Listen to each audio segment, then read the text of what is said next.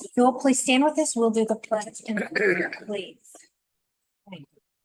Pledge allegiance To the flag of the United States of America and to the republic for which it stands, one nation, under God, indivisible, with liberty and justice for all.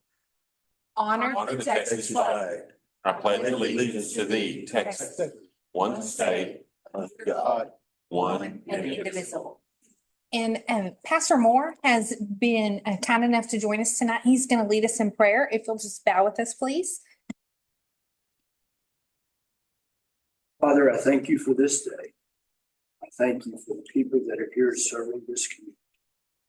My prayer is that, Father, you bless them with wisdom and understanding, with grace and mercy, and love for your community, that decisions can be made that would honor and glorify you. In Christ's name I pray. Amen. Thank you, Mr. Moore. Thank you. Of course. Andrea, no statements by citizens, right? No statements by citizens.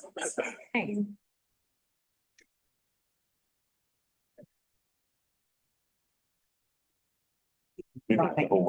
So. We call it. ours- You called yours, Lord. Yes, sir. Okay. Chairman of the EDC, I call the meeting of the Economic Development Corporation to order at this time. The item on the agenda is to discuss our budget, our annual budget we present.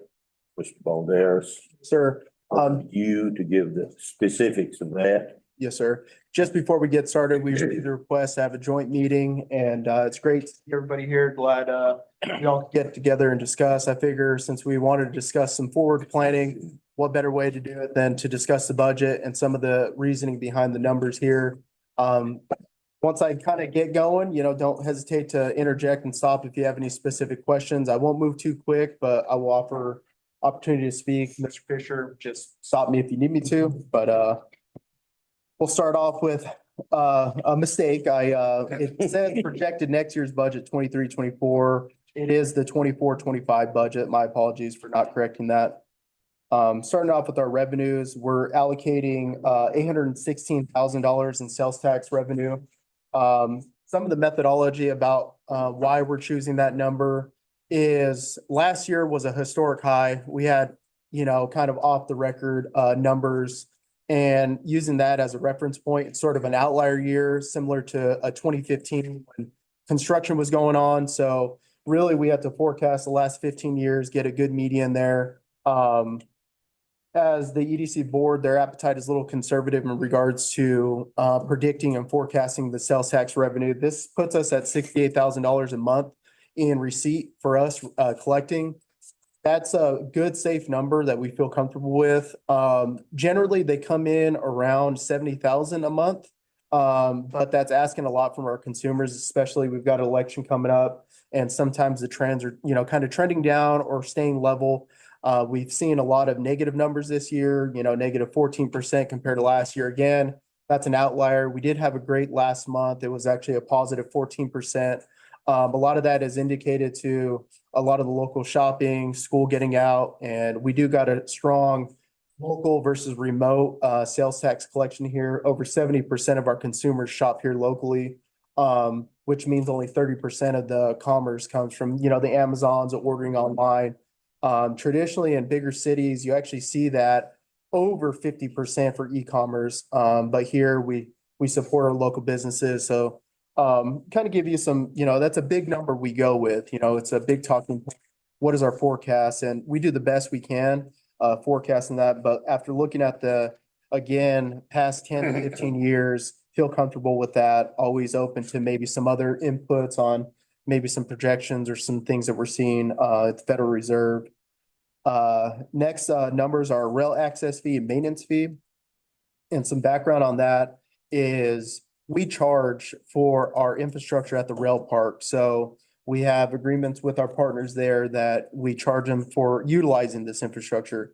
We're a nonprofit organization, so we don't generate revenue off of this. It's really a maintenance and operation revenue line. This money goes back into keeping the infrastructure in good as you do your streets, water and sewer like that. So We're predicting 45,000 and 45,000 on both of those. I want to note the maintenance fee. We have never increased the maintenance fee at our rail park. In the past 3 years, our expenses to maintain the rail park, just as everything has gone up with fuel and every expense, our repairs have increased also. So we had discussed maybe doubling that, but we can't guarantee because those revenues come from our partners out there.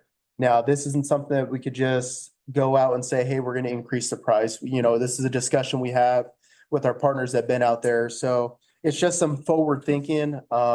It's where we have no choice. We have to go up on that price, and we've kicked the ball around about, you know, increasing it up to $50 for the maintenance fee, because that really puts us in line, but still we'll be falling short, but it's a Well, cost. Our monthly fee to have the rail inspected. That's correct. Has gone up on us, so, or is going to go up, so we. With the temperatures fluctuating, that steel rail, it flexes when it gets hot and cold. So with all these volatile temperature changes, it causes a lot of gaps. And let's say every gap, a 3/8 gap, 5/8 gap, that's about a $3,000 charge to get our guy out here, which we've got a great existing partnership with Chuck Martin, Eldon Martin's son. And it's hard to find an inspector. It's hard to find folks that are qualified to work on rail. So I just had an example. I got a call Tuesday last week. Titan Lansing had some issues with their switch.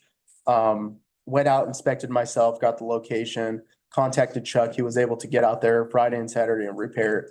That's about how quick we turn around to get these repairs, because we don't want to alter or halt any of the operation. I mean, time is money, so we just can't afford. We've got an obligation. Obligation is to keep it up and going.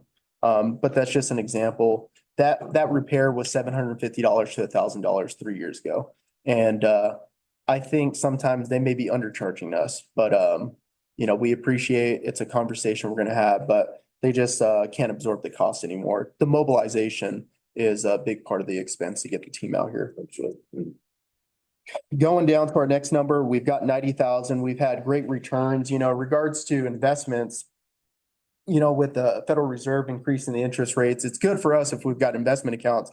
It's horrible for our consumers and our consumers here purchasing houses, but we've collected $106,000 already in interest earned income, and possible discussions about moving some money around and increasing those investments there. But we allocated 90,000. We don't know what the Federal Reserve is going to do tomorrow, next month, next quarter. There are talks that it is going to increase, but we just kind of play it by ear there. So we feel comfortable with $90,000 there. The next number is a small one, 4,500. It's for us to give our partners in the community an opportunity to sponsor the event. That's about how much we collect. And originally the luncheon, they would charge for lunch. How are you going to appreciate somebody and then charge them for a meal? Really what I'd like to do is not count on receiving sponsorships. Folks love sponsoring the event, so we won't take that opportunity away. But once we get into the expenses, you'll see some numbers there that will reflect we should be able to fund, and we have the capability to keep that luncheon funded through the EDC. That brings our total revenue for fiscal year 24-25 at $1,500,000.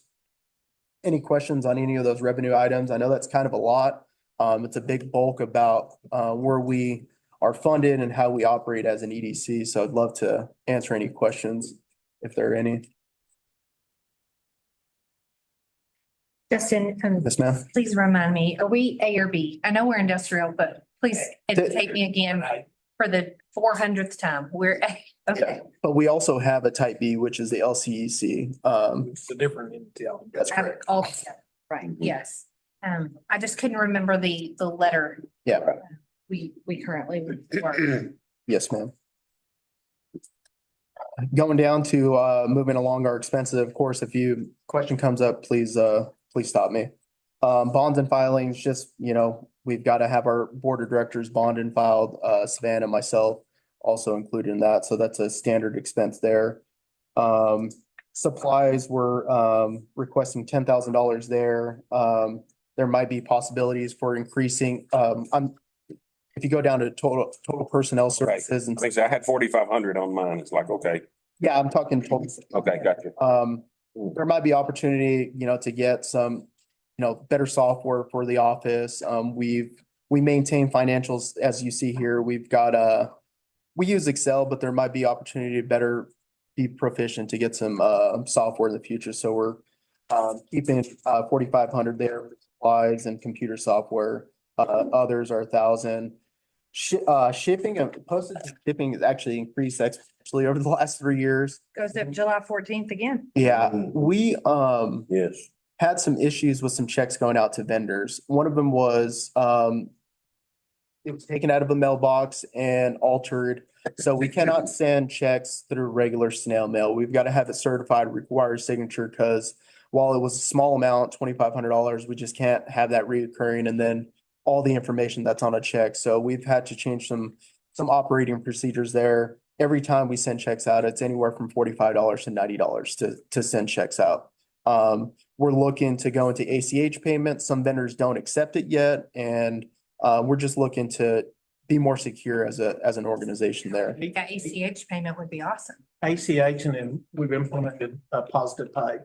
That's correct. Yeah, we are doing positive. And that basically with positive pay, we authorize, even though we have our dual signatures on the check, we also still have to digitally accept that expense. So they ask us, is this a verified check? We have to inspect the check now. And there was a learning curve, but now it's not a burden. It just takes a few seconds and You you, write a ton of checks or more, 20 to 30 a Electronic. month. really that many? Yes, sir. So one a day. Yeah. I guess. Yeah, we do them in batches. They, from 4 to 10 to 15 at a time. But yeah, it gets expensive because each check is about $10 to send with that signature required and insured. How many vendors do you have? Say that again, sir? How many vendors? Ooh, I would say over 30 or more. And, our inspection, our rail inspection, that's one. And if they have to repair, so just in rail inspections could be 3 to 5 checks a month, depending And on, they don't take electronic, They don't take fees. they're a little old school. Right. Yeah, Some so, of them at a point, we'll just have to. Yeah. Right, because I mean, that's the way the world's So going. we're gonna pay you. That's the whole trend within. We've been able to convince. And it's guaranteed funds, immediate guaranteed Yeah. availability of the funds. Well, that and people talk about being old school, but really ACH is much secure. When you think about it, if you put a check, you fill it out, you've got your name, address, routing number, bank account number. And for some people, like on personal checks, they'll even have their driver's license number. Mhm. And there's a real problem. There's vendors in Houston that have sent out notices that do not mail us anything. Right. Yeah. The theft is so bad, people steal it out of the bill. Think how many hands touch that check in the mail? That's- Well, They steal it and you go to Office Depot and then you can create a check and print it. Yeah. Cause like most checks now, they're on blank check stop. So as long as you got a laser printer, you don't even have to wash the check anymore. You can just print it and send it out. I agree. At some point, you'll probably have to force their hand. yeah, and it'll be, slowly. We don't want to just automatically tell our vendors, hey, we're going to ACH, because we actually have the entire vendor packet. We have the W-9s, we have all their tax ID numbers. It would be pretty easy to do, but it'd be on our vendor side to be able to start accepting those. It's something we're thinking about, but yeah, you see postage and shipping $1,000. I mean, that's about how much it costs in a whole 12 months. So that puts our total supplies at $10,000. Moving on to the next page. Communication, I want to note here, we're at 2,400. We added one extra device, cell phone device for Miss Adams, and then we have a hotspot. I don't like to utilize like hotel Wi-Fi because there's always security breaches and stuff. So my device, I'm able to take it to a conference and remote into my computer, so I don't feel safe getting onto an unsecured network. So it's 2,400 for that. And again, I'm just going to touch on a few that need some remarks. I won't hit every one, but if you want me to, I will. Next one I want to talk about is our advertising and marketing. We got 35,000. It's been a little higher in the past 3 years. We developed a new website, which has gotten a lot of traction. A lot of folks are using it here locally and outside visitors to possible investors. We don't know, but a lot of clicks there. That was a pretty hefty expense. Now that we've got, you know, our updated logo, new website, we really got to have some marketing dollars. The extent of our marketing right now is Q Boots, an ad at the airport, and maybe an occasional magazine. We need to do a little bit more in regards to marketing. Different airports, I'd say maybe the DFW area, get our logo out there, have the, you know, 10-second slide that we pay for here at Lubbock. We'll keep that, but we just need to market a little bit more. The way marketing in this economic development world is just really digital now. If you don't have a digital footprint, videos, YouTube videos and all that stuff, you're really not going to be looked at. So we've done the heavy work with the website, but now we need to get into a real marketing campaign and solicited some vendors to kind of figure out what those numbers are. But this 35,000 would allow us to be able to do that effectively next fiscal year. Justin, some of that marketing, I mean, maybe the ad at the DFW is where you need to be, but I know we're a type A and we're an industrial, but looking at Levelland as a whole, which is what I believe I'm supposed to do. You know, some chickens came to town. We have the new tea place to town. I would like to see more draw from that. I don't know that advertising at the DFW airport is going to help draw that. I'm not saying I'm an advertising expert and I know how to do that because I don't. But how do we get more growth as a whole for the whole city? I mean, I understand some of those industrial places, maybe that's the place to be is the DFW airport. Maybe that place to be is in Lubbock for them. I don't know where that is, but how do we get them all? How are those dollars not just spent in Houston and Dallas and places? How are they spent here to bring maybe not industry, but development to Levelland from, I mean, I hate to look east, but it seems like it always comes from east. Yeah. You know, what we would do before we enter into any really marketing campaign is we're going to employ advisors to be able to, what they're doing right now is they're figuring out where our audience is right now. Where are they at? They track it's kind of scary. They track your cell phone and they track your credit card information, and they're going to create an identity of where our audience is. So let's say we've got an event here or a conference somewhere else that Mr. Fisher was just at, TMA, and we want to market to some of the vendors that are there or possible vendors. We could get a 5-second to 30-second slot that pops up, Levelland EDC, City of Levelland, whatever the marketing campaign provides us, and it'll give it to our audience as opposed to just kind of throwing a dart out there, hoping to get a possible investor. That they've got it really down to a strategy. And that's what I mean by getting that. We could push the community, we could push businesses, but let's talk about what we've done. Let's talk about the Slim Chicken that's come here. We're doing it with KCBD, but that's sort of what that campaign will look like. It's going to be a probably 2-3 month development phase for them to figure out who we are, what we want to be invested in, and then kind of cater a marketing campaign around that. And then outside of the advertising, we sponsor Leading Edge Yes, sir. within our community, and we pay for the cost of that. Yeah. And we advertise that within the paper. So if there's any developing businesses within the community that needs that help, we provide that professional to help them. There's so many businesses, we joke about, they'll spend, it's an old joke, but it's an accurate joke. They'll spend 2 weeks, a new business will spend 2 weeks coming up with a really cute, unique name and 30 minutes on a business plan. And we pay for and provide, and we advertise that in the paper, and we try to promote that as much as we can. That Leading Edge to where a business within this town that wants to develop, they can come in and you've got someone that can help them prepare financially, help them prepare to go to the bank, get a loan and help them apply for grants and stuff.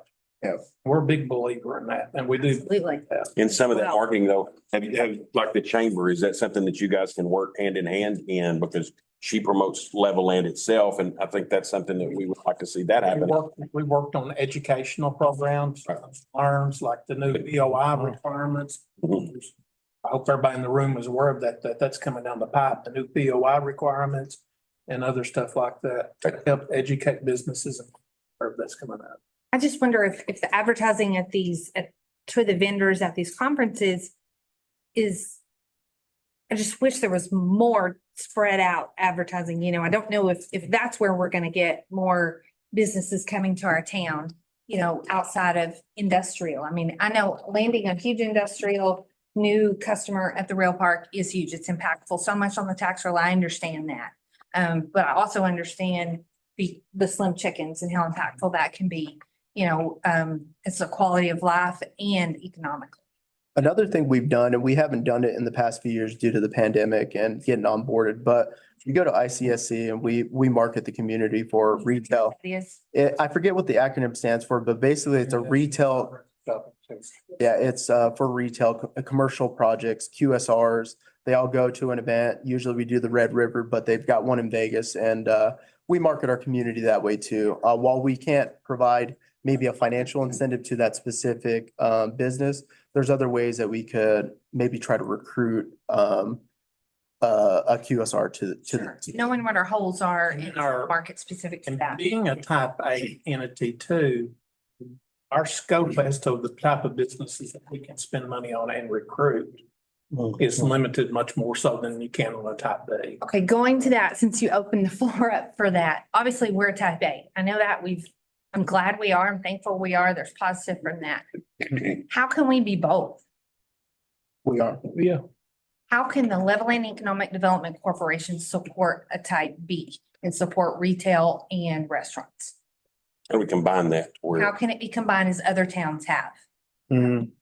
I'm not too sure. It might be. Or do you know the legalities? I know other towns do it. But you're, And a lot of them, and I'm new here, but it seems like there's a little more separation here than maybe in other communities. And, you know, the idea is to find Bring and it together. establish your goals, so that everybody's working together for a couple of reasons.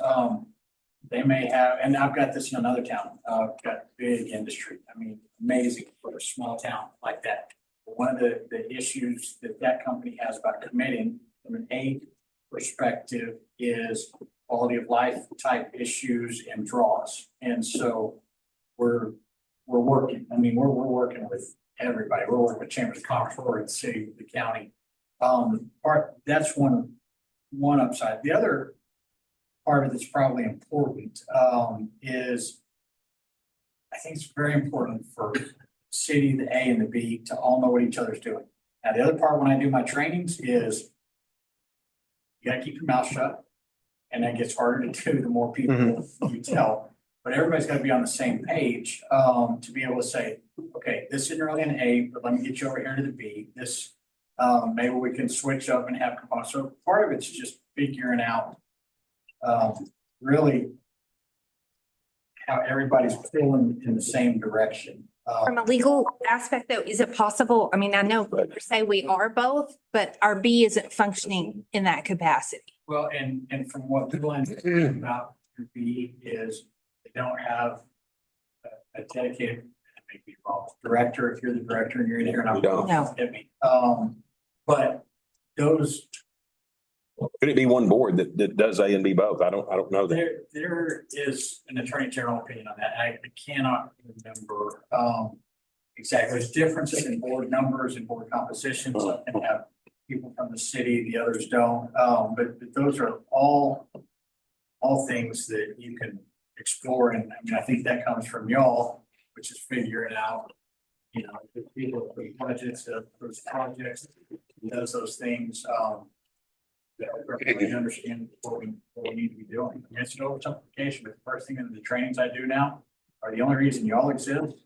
They're gonna think this sounds weird, but the only reason y'all really exist is for economic development, right? Because if y'all don't have economic development or maintenance, you end up without a town. And so everybody theoretically should be pulling in the same direction. Some cities that have As and Bs, some cities have gone back to the election and pretty much gotten rid of the A or rolled the A into a B because B, you have greater flexibility. You could B can do industrial both. development, you could do economics, but you can also help the local businesses. You can do more jobs, trainings, those kind of things. Across or wider, where you can also do community development, you can do grants, you can do those kind of things. And some cities have moved that way just to give them greater flexibility in addressing the community needs. Some have taken the As and Bs and moved into municipal management districts, so that it's a different tool that allows for different things. There's a lot of options to look at. It's just kind of where does council want to focus. But if there, the most primary thing is that any debt obligations that type A may have to be met. If you go back to the voters and we pull it all in, there's still debt obligations of A that will have to be Sure. factored into there before you do anything. But I have seen that happening where people are kind of going back to just A, B, so just type B, because it does give them greater. Yeah, for the ones I've seen, you don't combine them. A lot of them, they have more flexibility to go to a B rather than have the A, because the A is limited. As Right, and that's and that goes back to when this was set up back. Goes back to the charter, original charter. And by law, you're restricted. I think, and correct me if I'm wrong, on a type A, you can actually do a type B project, but you have to take it back to the voters. to approve it. And You actually have to take it back to the voters. But legally, when this was set up, 1992, sometime or another back then. Maybe further back. For the end, I think. Yeah, you know, No, that, good to be in. Yeah. Probably about right. it's set up as a type A. So by Yes, law, yes. you are restricted. It's not a matter of choice of Right. you want something or vanilla. That's what it is. And we do have a type B within the community that does have that flexibility. Just wonder if our community needs are greater than just industrial at this point where we are right now. Well, back to when Brahms came in. We did not put any money in, but David spent a lot of time working with TxDOT and the landowner as well as Brahms in order to make all of that come together because of the drainage situation there. Cost And of had care. it not been, I think had David not interceded there, Brahms wouldn't have come in. They were ready to walk away. Historically, what we've done is that we can't give you money and we can't help you because this is more of a type B. But what we will do, we will connect you with the right people and facilitate and help you, give you technical support and help. Or is there a way We've that you always- could research that for us potentially and see what Finding, working together, all just options. options? How we're currently set up and what it would take to potentially look at changing that, what that would require, if it's. And so what I'm hearing, y'all were an early A. I mean, We originally had the A and then the B come in at a later when point. they allowed it. And so you see a lot of places that had As, and a lot of those As have done the election to convert to a B, or shut down and had another election to start. Because again, it's about flexibility. It's a lot about flexibility. Y'all, are the taxes equal? I mean, are both the same amount? No, they're not. It's a weird. Ratio. And isn't our B just set up for right now for park improvement? It's primarily for parks improvement. It does a little bit in some other areas. And, you know, when you look at options, the legislature at one time even allowed cities, some cities have done this as well, just got rid of the As and Bs and just had all that sales tax come directly in the general fund. I think The I cities, think you see that in Plainview. I've just started working with them. They don't have an EDC. They work, They don't. they work with the county and they Mhm. fund it, and it Yes. ultimately operates a lot like it. The other thing that's out there that, to me, the doors have just been blown wide open are chapter 380, what you call 380 agreements. That now, Yes. I mean, in some ways, well, they created the entities because you couldn't give money to private companies, or people. And so then they did 380s. They said, well, you can loan some money, you can do these little things with money. Well, in the last legislature, they amended chapter 380 in chapter 253, which makes no sense, but we'll talk about that another day. The city can now do land. And so in the old days, you couldn't even transfer land from a city to an EDC to get done. So there, and that's a huge new option for economic development, not for economic development corporation, just for community economic development is how do you use city money, city land, city different things to supplement, to replace, to to not have quite the restrictions that you do. So there are a lot of ways that in 1992 did not exist. Right. To make y'all, and again, y'all have advantages. These guys have heard me say it. Those guys have not heard me say it is, I mean, towns your size have a community college. It's a game changer. I mean, you'll have so many more opportunities, than towns this size, and y'all are an attractive target. So, and again, it feeds us stuff. You start developing the B parts of this, it makes it more attractive to A's. That's my thought Jobs, exactly. it makes it work to B's, but you gotta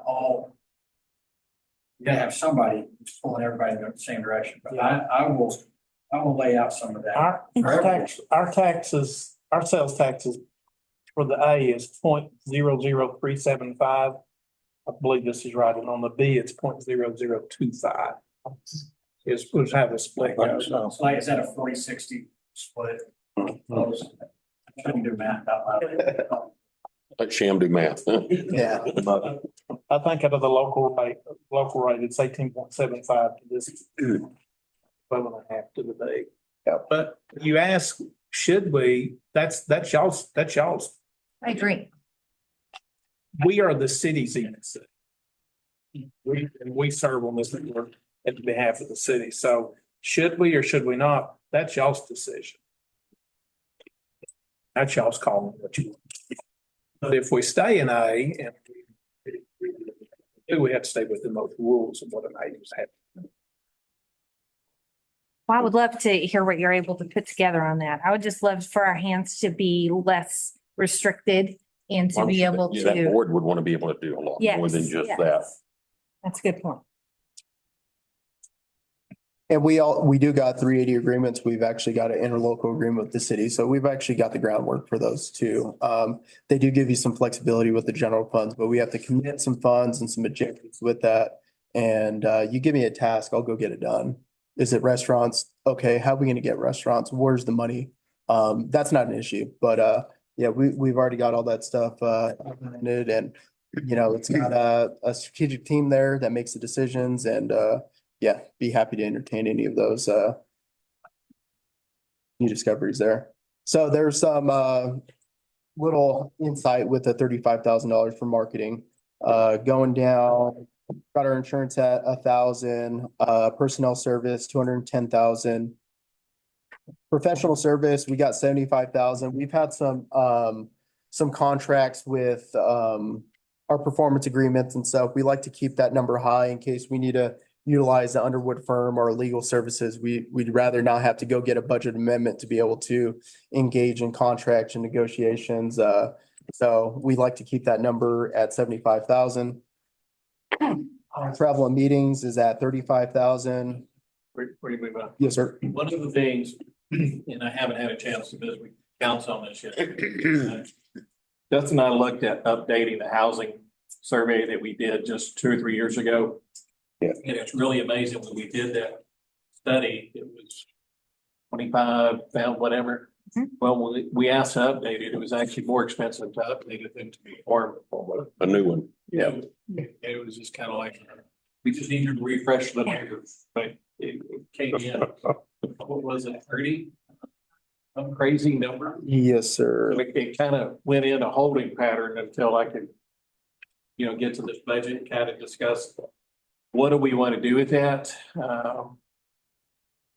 I think it's good information for us. We've got some potential housing projects that we're trying to get off High Center. And I know some of that revolves around our TIFs as well, which is another item that complicates some development stuff out there. But I don't know how you feel about updating that. We can share that cost with EDC, but I think it'll help us as we look at some things, but that number is.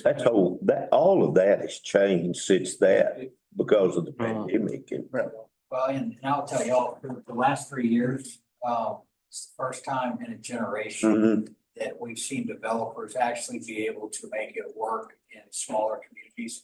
I've met with 1,000 developers in 500 towns, multiple times, and they could never get there. We are starting to see housing construction in smaller towns. Our struggle is Lubbock. They can build in Lubbock, and why would they, if they're so busy over there, this is what we hear, why would they drive over here? They're that busy over there and they live there. Amarillo is the opposite because Amarillo's, the city of Amarillo's EDC has been so successful that the housing can't keep up.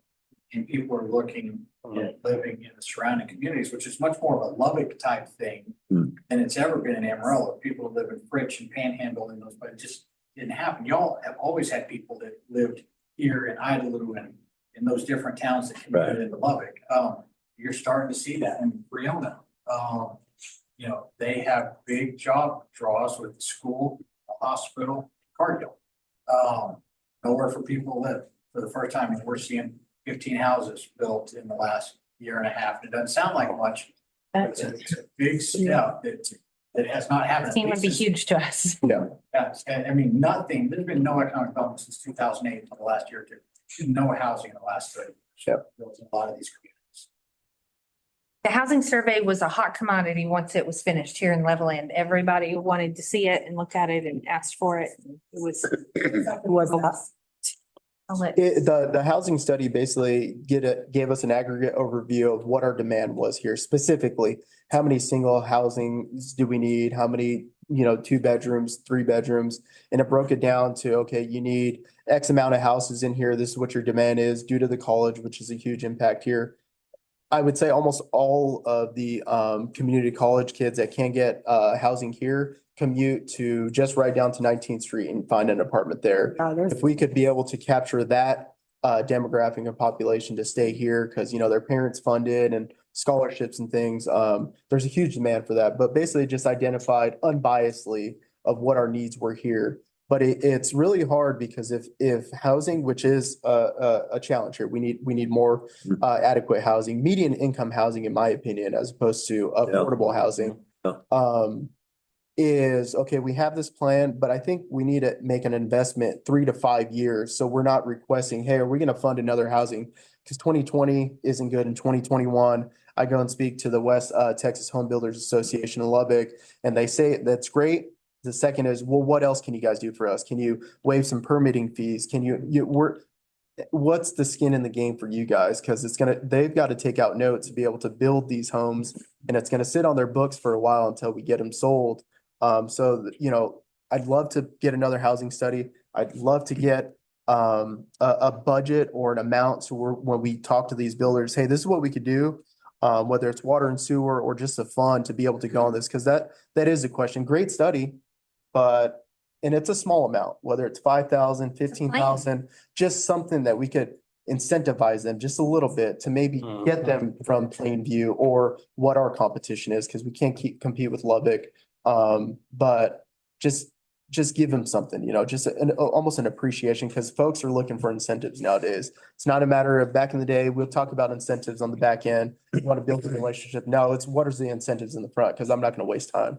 But just something to think about with the housing study. I think the same that tails into that, do the study, is how do we do some infill? I mean, tonight we've got 6 properties on there.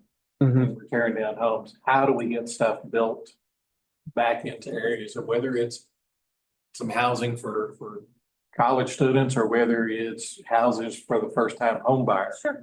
But that's got to be part of that housing study, is how do we start filling in these vacant lots? Because part of economic development is also having that housing and having your town look good. You drive through town and you just see one vacant lot after another that's been, you're going to go, this place is one windstorm away from just being nothing. That's not what we want. So I think that's something that, we also look at partnering and putting some money and developing this housing study, but at the same time, there's money out there. I'm not a big fan of grants because they have so many strings. But I also know that there's dollars that fit that aspect as well.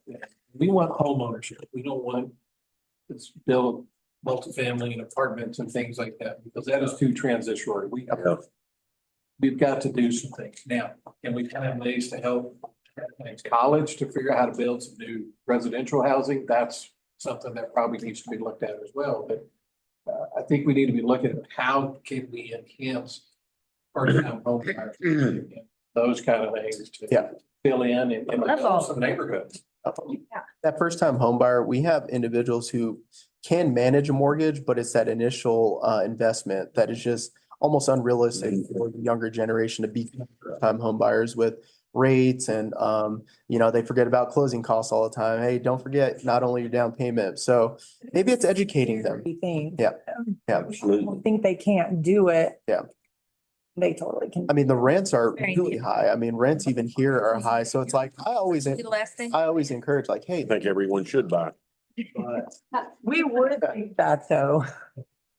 yeah, it's just getting them, and it might be an education thing, like we did lunch and learn. Let's get a group of young individuals that are on the cusp of being first-time home buyers, spring the resources in and just make it less daunting for them to make. They don't know what the word escrow means. They Yeah. don't know what property taxes are, nor how do they work, nor how would they know? And insurance is becoming a major expense. Oh, and insurance. And after this event, it's gonna go up higher in our area, so. Still, the other thing is Justin had his hands in this as well, and I know SPAG has been working on it. But broadband, that's the other thing that's gonna make our community thrive is having solid, reliable internet. I know some of the companies are now kind of trying to reach out and say, hey, we're here, we want to do this. But we've got to have good solid so that people that will look at moving to Levelland saying, I can work from home here and be just like I'm working in Lubbock. I have that connectivity. I have that ability. Because one thing people are looking for are good, safe communities. And I don't want to talk bad about Lubbock, but their crime rate is one of the highest in the state. But ours is better. Ours is a lot better. Yeah, there's still people that don't lock their cars. So we've got to not only promote that, but also make sure that they can work, do the things that. When I first ran for city council, I had a banker tell me that one of his largest needs in our community was a better internet supplier and a better restaurant to be able to take clients to. Mhm. And that blew me away that those were his Yeah. two greatest business needs at that point in time.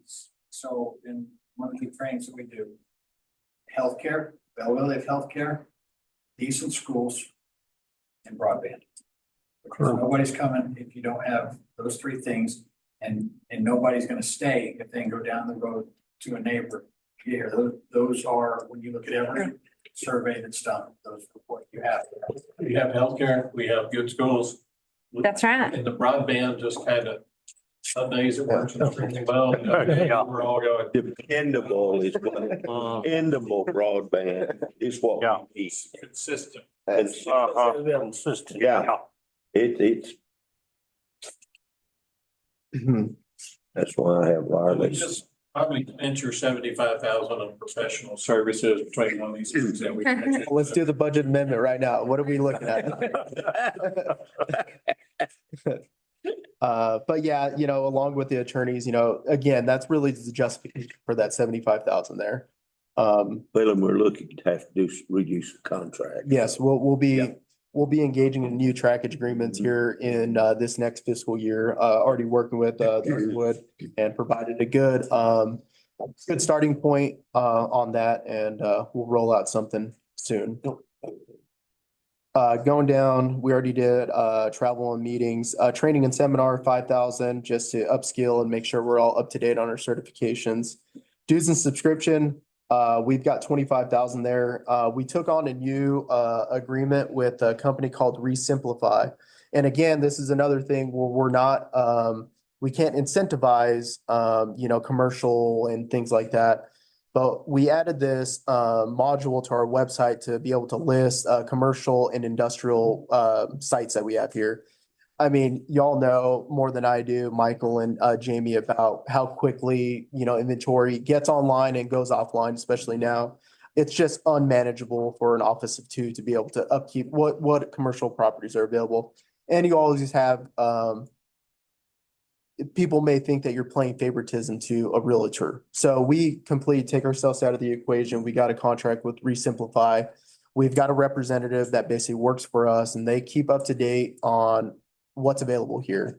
It gets updated monthly. It's really good. We've got probably about 60% of our website traffic is on those properties available, so it's effective. So that's why we're increasing the dues and subscriptions to 25,000. I noted about our industry luncheon. If you look at our expense, it's at 11,000. That'll give me better wiggle room to not depend on sponsorships, be able to fund the event. This year was 10,763. We always keep in mind about the food fee, but Gina, she has indicated she's not going up on prices, so it should be around that 11,000 point. Next items are rail park maintenance and railroad maintenance. Basically, it's the access fee and maintenance. If you look on there, one's 35,000, one's 50,000. The 50,000 is our maintenance, reflecting on our expense that we're gonna have to go up on those fees. We're about to basically exhaust all the funds. If you look at those middle two rows are what's actually through April in our year-end projections, the orange and grayish ones. We're already close to busting those budget line items there, and obviously we've got an obligation to make sure that that's repaired. Yes, sir. I'm sorry, I'm gonna back up to the Lunch Express, and I'm gonna throw out this idea. I kind of mentioned it to you. And I know Mary's in the room. And if I get shot, then I get shot. But is there any thought ever of taking the industrial luncheon and the chamber luncheon and combining them to one big community celebration appreciation event? Because we're kind of got the same people there. I think it's Not that I more don't- so, Mary. But I think it's more so you got a paying membership, so I know you probably want to do a special event, but I mean, there's no opposition for appreciating our industries. I just don't know the communities have been, the EDC and the chambers, like when they did their annual event, it was all one big event, one big community celebration. And I know there's probably more to it than what I know on y'all's side, but We'd like to have a conversation. Now I'll tell y'all something that's worked in towns y'all's size. Yes. Over and above that. Is, business like humans. Yeah. To have a speaker to come in and talk about new FMLA requirement, whether it's, tax issue, whether it's, in towns this size, we've seen those be very successful. he's done a couple, they've been pretty Yes. successful people there, and I think Chambers done some as well, so. Yeah, Been a point of emphasis that we've tried to do. yeah, we received, and it's kind of hard to figure out what the appetite is for that. But I think maybe once a quarter to entertain that, and it's got to be case specific. This last one was for entrepreneurs, specifically to market the SPAG team over there with their lending portfolio, and then our leading EDG, how to utilize these resources effectively. But yeah, they are well received. I think we had about 35 at our last one, which is a pretty good turnout. I was going to consider a good event 15, so we exceeded that. And it's pretty easy to do because we have the college. They cater, and we just provide a place and information. I'll introduce and kind of get out of the way, let the professional speak, but it's a good plan. So back to the rail maintenance fee, we're going up to 50,000. We kind of really don't have a choice. We'll have a good idea of what these expenses will be within the next 2 fiscal years, but I think 85,000 is a pretty good marker to be able to maintain and operate the rail park out there. But you said earlier that you'll probably end up going up on those fees to offset that for you, right? Yes, that's the plan, but I can't allocate the revenue if we haven't received signed contracts with the Yeah. partners. We haven't signed contract. We haven't met. Justin's talked to them, told them we're going to have to go up, but we haven't done any contract, so Mhm. we don't have the money in hand, so we can't budget it yet, but the expense is still there. Right. Generally, but back to your note, those will reflect. So if our revenues that I bring in are going to be 50,000, I will reflect it appropriately in the revenue side, because that's usually what that does. Is it gets exhausted. And our partners, some of their rail activity is not always consistent. Right. Yeah. And, it's because our clusters here, industrial, agriculture, and oil and gas, those are volatile industries. So And the more rail cars you get in there, the more damage you're gonna do to the rail, so you're gonna have more income to do the maintenance off that too. We're getting age on the rail. Right. And we don't know. Regardless. Might come about Regardless the amount of width. use, that's just age, and there's certain things that have to be done at certain time frames. It's just gonna get old. It's gonna have to be. We're looking at our sewer and water and all our infrastructure. Is that a plan that you guys have started looking at for? I've just been talking to Mr. Fisher. I'm gonna get in contact with Heather at Friesen Nichols to get a rail park addition to the study that was done for your infrastructure. I think it's just good. And just an oversight, we should have added that to it at that. Yeah, we gotta have a forecast of any major repairs that are needed. And my inspector, he kind of, I was like, no, we've got to do this in a meeting. Let's take notes and bring it to me and give me an assessment. But the engineering company will lead that for us to I know. back to the city. Cities and councils, you don't want to spend money until you have to, but if we don't get in a plan of replacing sewer lines, water lines, streets, rail lines, we're gonna run up and everything will be broke at one time, and we sure can't afford that. Well, a major thing is if a switch happens to malfunction and we have to replace a switch, that's a major expense. What kind of cost is that? It was over 750,000 in Right. 2019. So we're looking at over $1 million. If you could find one.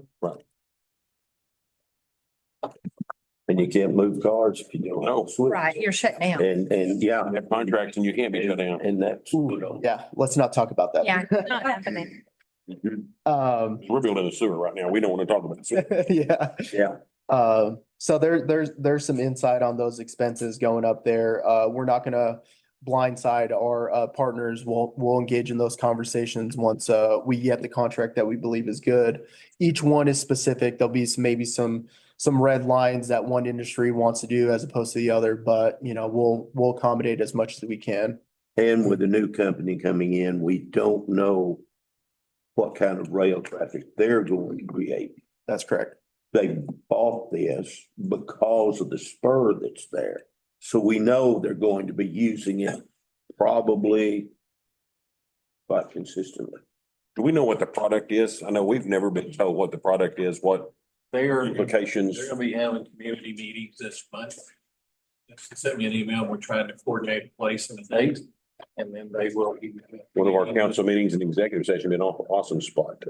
Can't be an executive, but they can do, we'll figure it out. So The fire chief, I believe, has a list. Time for that, just a brief. sure. 'Cause I've been asking, for it hadn't come to us yet. No, they haven't been. They're going to be developing chemicals for fracking, Right. chemical. We understand oil field, they did chemicals. Because my concern is, we had an issue going in the housing addition out there. We don't need a problem with smells and fumes and all of that on top of it, so. Yeah, yes. Next item, we have is our miscellaneous projects. We should probably rename it now because we've got a consistent partnership. This is where we incentivize the ISD and now SPC to invest in workforce here, to invest in equipment and training for our students at ISD, CTE program, and then at the college. Legislation changed this last session that allows us to be able to provide workforce development to the college now. And this will be our first year partnering with SPC to purchase some equipment. We've had a long lasting partnership with the ISD for over 10 years now. And those kids benefit greatly from the equipment that we're able to assist. It's not just the EDC, it's actually LEDA in Lubbock and South Plains Workforce Solution that allows us to be able to attain these funds. So we encourage Donna Pugh there. She does a great job about giving us a list and getting those kids the equipment they need to be able to. I mean, these kids are graduating with associate's degrees. They're graduating at SPC before they graduate high school. So it's just impressive. And that's how another part of this community development which is economic development, is let's generate the talent here as opposed to recruiting individuals. And it starts really, I'd like to go into elementary school all the way to high school, but we just haven't got there yet. But we're at the schools and I'd love to show you guys around and look about the investments that we've made with the ISD. It's incredible. And just to hear the kids, see how happy they are, going to school back in the day is like, oh, it was a chore. These kids are like doing what they want to do. And it's pretty impressive to see their final products and the school projects. So love to show you how that works at the school. They got great equipment.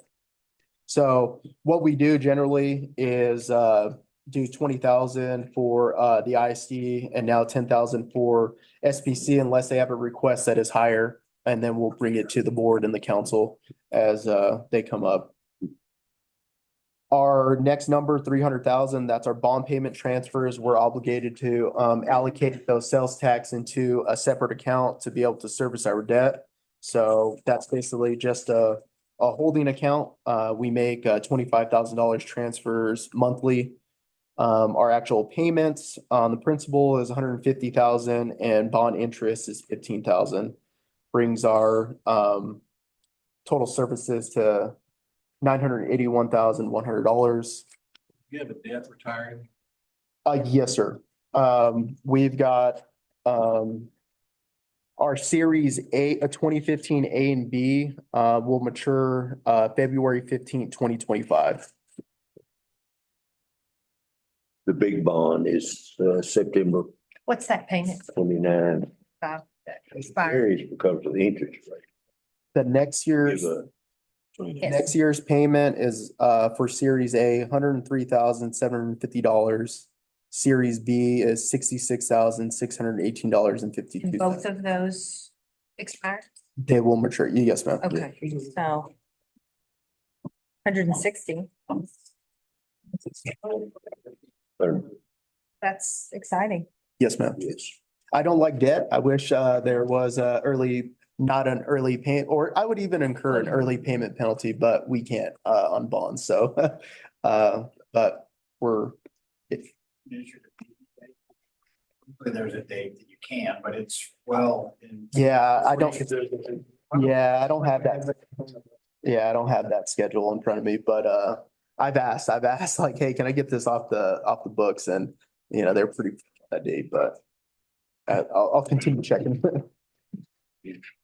The next one is Rail Park subdivision infrastructure improvements. I've got $250,000 there allocated. And what this is, it's been a work in progress for, I would say probably 5 years or more at this point. This is to provide a financial contribution to SPC to bring a truck driving school to the rail park. The total project cost is 1.6 million. I have been talking to Dr. Satterwhite and the Board of Regents about what their commitment is in this project, about how much cash they will be able to. I haven't got a number yet. We're donating land that's valued at 127,000 at the rail park, and then we're committing hopefully this 250,000. But what I'm asking Jay Warnick, who is the lead on this project, is what is the school's appetite for this? I know they want it. They want it. They want it yesterday. And figuring out, okay, we've got the land, we've got this commitment. If they come back and say, hey, we could get the project off the ground if you could do it for 400,000, if you could commit, what would the city be in that regard of being able to get this project done this year? EDA is already committed to fund the program. At the time during the pandemic, they had an unusual match, and I forget what the number was, but it was less than 50%. But it is a 50-50 match. So out of that, 1.6 million, the school has to do 867,000. We're doing our best to help them. Originally, 121 was the match required. We just may not have the funds to be able to incentivize the project fully. I don't have that I have the missing piece of what the school is willing to pay. But moving forward, if the school comes back and says, what is a realistic number that we could do to get this project? And there's two projects. One is with the truck driving school building on there, and one's just having the platform out there to be able to handle the truck weight of the training that's gone on out there. We could figure out the building later. Let's just get the school to have a base here. But that was the last exciting thing. I'd like to get this project done within a year or two, but Very exciting. yeah. And it'll indicate the community is always worried about SPC leaving Levelland. They have remained committed to the community. They have never indicated they've been put in a position. It's either SPC goes to Lubbock or Howard or another community college comes in and then we lose the territory. So community college is very competitive and they usually come with investors. So SPC kind of was forced into the campus, which is great for the kids and the students here. It allows our Levelland resident students to be able to get better hands-on equipment there, but this will indicate to the community the SPC is not going anywhere.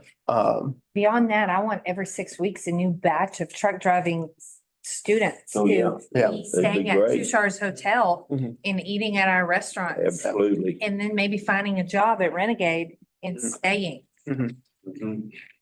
Perfect, but that's what I want. Yeah, and it's a thing that the EDC has been committed to for years now. It's just for some reason it hasn't been able to get off the ground. We're working with Kelly and Spag to, what do we need to tell EDA? This is a win for them. Their work, they want press release, they want positive. We have never had a failed project at the rail park. This is one of 5 initial EDC funded projects through EDA that was the only successful one at that time. I know Trisha Corbis, I've worked with her a lot. I'm like, what can we do to get this project off the ground? And I don't know if the school wants other private investors to help with this cost, because I think we're really close to getting the project and anybody would like to be associated with SPC, but what can we do to be able to get the project done? Let's get a meeting. You, mayor's availability, Dr. Satterwhite. And if it is some private investors, look, we can go out and start talking to these companies around here and say, look, we need your support in order to get this here, but let's try to get a meeting together sometime in the next 60 days. Figure it out. And if they come back, City of Levelland, we need a couple of hundred from you or whatever, then Yep. we can start trying to figure out where to find that. But I love your priority. I think the money's out there if we could go to some of the Yeah. trucking firms, But we but need to know what they're looking for. Exactly. What college is looking for. And then make it happen instead of. Love that attitude. It's only gonna get more expensive. This project was once $600,000. It is now close to a multi-million-dollar project. So, I mean, it's only gonna get more expensive. I love your priority though, because it seems like it's on impasse and how do we get this off? We got a good law firm, they're loaded. They may. Yeah. It's a concrete. I actually saw Yeah, that's one of what we their need. trucks, one of their student trucks one day Yes, last week. Awesome. Yeah, we need to have those trucks here all the time, that's right. Yeah, housed and, absolutely. there's other opportunities, if a truck driving school here, there's gonna be a vendor that works with truck driving schools. Yes. And, so it has its ripple effect. So, I'd love to get this meeting scheduled. You let me know. We could make it happen pretty easily. Just reach out and get some dates from them and then I'll work with the mayor and Okay. Connor will Mhm. bombard them. Okay. Our total expenditures for fiscal year 24-25 is $1,241,800, which leaves us at a deficit of $241,300. And the reason why we operate at a deficit is because we're encouraging workforce development. It means that we're doing economic development. We're exhausting dollars. Our return on investment isn't quantified by how many dollars we're receiving. It is quantified by our consumers in the area. So our ROI is a little different than maybe a traditional business is, or a banking looks at a note. So that's why we operate at that deficit. Justin, you remember through all the community discussions regarding the red flower beetles, and it was pointed out that we needed a fence, that we were obligated through our paperwork to have a fence and we currently don't. What is our plan for that? I really haven't followed up on, maybe getting the fence implemented. If it's in our ordinance, then, we'll have to enforce it and push it. But, yeah, I don't have a definitive answer of what the game, plan of action is for tomorrow or next year. I don't have it in front of me to say for sure that I'm right, but I feel like at that time we were certain that we were required to have one and we don't and have it.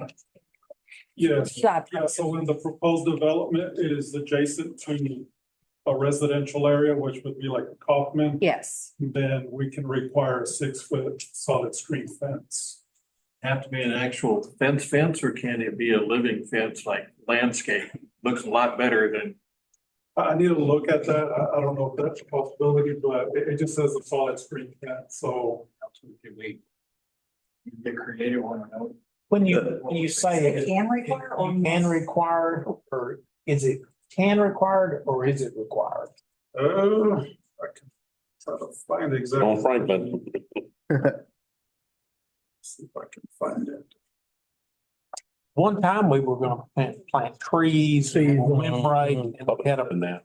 I really wanted that. Yeah. That goes back a ways back. Yeah, We had on that berm over there, and I don't know what happened with that. Be a I living think it was a field. lack of money and We were gonna put water in, but then we were told that due to the right of way situation there, we could put underground water like a drip system. yeah, But then that's right. one of the utility companies could come through there and just.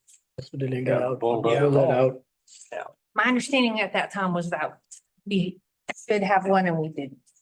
A fence? Yes, Oh, yeah. That was never enforced when they, yes. Penny Newman came in and now Penny Newman's walking on that, so you should have been. Right. So it says with proposed development in this district is adjacent to any residentially zoned district on either side or to the rear, even separated by a street or an alley, a 6-foot solid screen fence or equivalent landscape screen shall be installed and permanently maintained on the development lot along the adjacent property line. So landscaping can be. Landscaping can be used in that section. That is, find it here,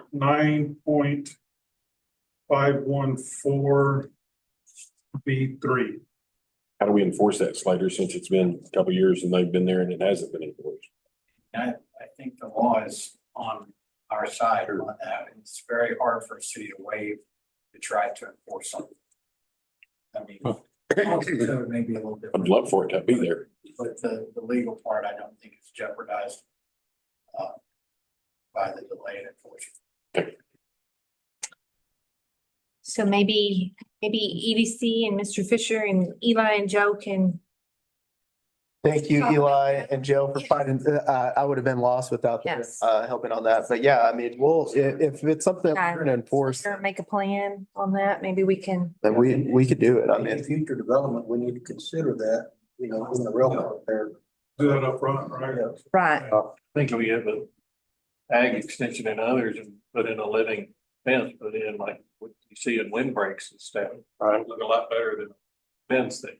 I would love for us to have a huge windbreak there Yes. rather than a chain link fence. Yes. So much more visually appealing. Wooden fence that's gonna. Well, Where? Slow down. 6-foot fence is not gonna cover all that much, to be honest with you. Mhm. No, it's really not. So, if you get some pines and get them going out there, it'd be a lot. The residents pointed it out and they were right. Ordinances on So that. we need to- stiff. Get it done.